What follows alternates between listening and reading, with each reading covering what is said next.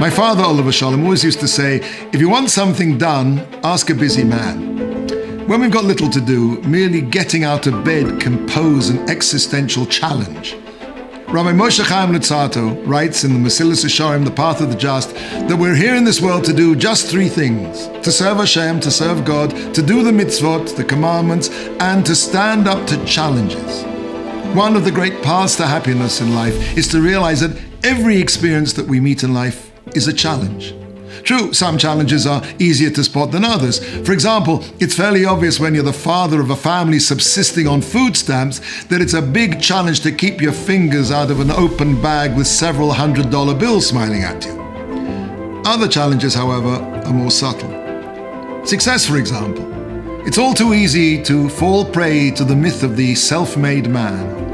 And just as no man in history has managed to create himself out of dust, so no business whiz has been able to conjure up his own millions. Everything comes from heaven. I know some very brilliant people who are washing dishes and some pretty dim ones who are driving Ferraris. Intelligence and success are but distant relations. There was once a businessman who made a vast fortune, and someone asked him, how did he do it? He said, 90% mazel, luck, and 10% seichel, intelligence. And if I'd had less seichel, I'd have made a lot more money. Yaakov, Jacob, is called the Muvcha, the choicest of the fathers of the Jewish people. And yet, he had by far the hardest life. He grew up with a brother who wanted to kill him, Esau. And because of this, he fled to his uncle, Laban, who cheated him on a daily basis. On his way back home, his daughter Dinah was kidnapped and violated. And when he finally arrived home, he's told that his favorite son, Joseph has been torn limb from limb by a wild animal.